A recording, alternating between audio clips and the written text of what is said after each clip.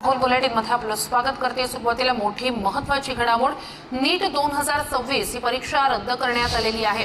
नीटच्या paper फुटी प्रकरणी CBI चौकशीचे आदेश देण्यात आले। पेपर फुटीनंतर नीट 2026 ची परीक्षा रद्द करण्याचा निर्णय घेण्यात आलेला आहे। पेपर फुटीनंतर परीक्षा रद्द करण्याचा मोठा निर्णय एनटीएनं घेतलाय। तर पेपर फुटी संदर्भात विरोधी पक्षाच्या नेत्यांनी सुद्धा सरकारला धारेवर धरलेलं होतं आणि नीटची ही 2026 ची परीक्षा आता रद्द करण्यात आलेली आहे। 3 मे रोजी ही नीट यूजी परीक्षा झालेली होती। मात्र या प्रकरणी पेपर फुटी प्रकरणी आता सीबीआय चौकशीचे आदेश देत ही परीक्षा म्हणजे 3 मे रोजी घेण्यात आलेली परीक्षा रद्द करण्याचा निर्णय एनटीएनं घेतलेला आहे। नवीन तारीख लवकरच जाहीर केली जाईल असं आता सांगितलं जात आहे।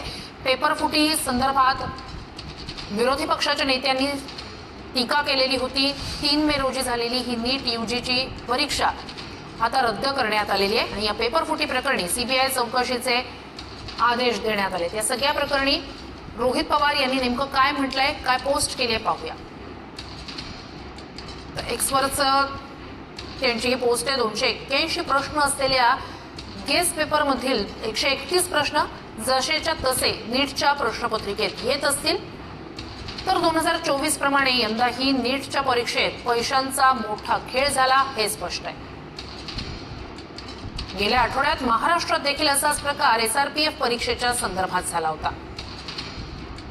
तर नीट यूजी परीक्षा 2026 आता रद्द करण्यात आलेली आहे। एनटीएनं हा निर्णय जारी केलेला आहे। पेपर फुटी नंतर या प्रकरणी सीबीआय चौकशीचेही आदेश देण्यात आलेले आहेत। मात्र महत्त्वाची अशी विद्यार्थ्यांसाठीची ही नीटची परीक्षा नीट 2026 जी 3 मे रोजी झालेली परीक्षा होती।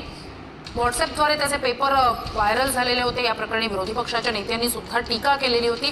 पेपर फुटीनंतर आता ही नीट परीक्षा रद्द करण्याचा निर्णय घेण्यात आलेला आहे। सीबीआय चौकशीचे आदेश देण्यात आलेले आहेत। 3 मे रोजी झालेली ही नीट यूजीची परीक्षा रद्द करण्यात आल्याचा निर्णय एनटीएनं जारी केलाय। नवीन आता ही परीक्षा नवीन कोणत्या तारखेला घेतली जाणार त्याबाबत अद्याप तरी स्पष्ट करण्यात आलेले नाहीये। लवकरच याबाबतची तारीख जारी केली जाईल असं सांगितलं जात आहे। मात्र नीटची ही परीक्षा पेपर फुटीनंतर रद्द करण्यात आलेली आहे। सरकारी पातळीवरून घेतल्या जाणाऱ्या विविध ज्या काही परीक्षा असतात, स्पर्धा परीक्षा, त्या परीक्षांमधले पेपर फुटी, त्यात होणारे गैरप्रकार याबद्दल सातत्यानं त्याबद्दल विरोधी पक्षाच्या नेत्यांकडून टीका केली जाते। त्याच पार्श्वभूमीवर ही महत्त्वाची घडामोड, रोहित पवार यांनी नेमकं या संदर्भात काय एक्सवर पोस्ट केले पाहूया। 281 प्रश्न असलेल्या गेस पेपर मधील 13 प्रश्न जसेच्या तसे नीटच्या प्रश्नपत्रिकेत येत असतील। 281 प्रश्न असलेल्या गेस पेपर मधील 131 प्रश्न जसेच्या तसे नीट परीक्षेत येत असतील तर 2024 प्रमाणे यंदाही नीटच्या परीक्षेत पैशांचा मोठा खेळ झाला हे स्पष्ट आहे। मैं ऑनेस्टली सोचती थी कि मुझे कभी लोन मिलेगा ही नहीं क्योंकि मेरा सिबिल स्कोर काफी लो था। बहुत जगह अप्लाई किया। ठराविक दलालांच्या पैशाच्या खेळात विद्यार्थ्यांच्या स्वप्नांची राखरांगोळी करून त्यांच्या आयुष्याचा खेळ करणं योग्य नाही। तपास यंत्रणांनी या प्रकरणाची गंभीर दखल घेत कठोर कारवाई करावी ही विनंती असं रोहित पवार यांनी एक्सवर पोस्ट केलेली आहे।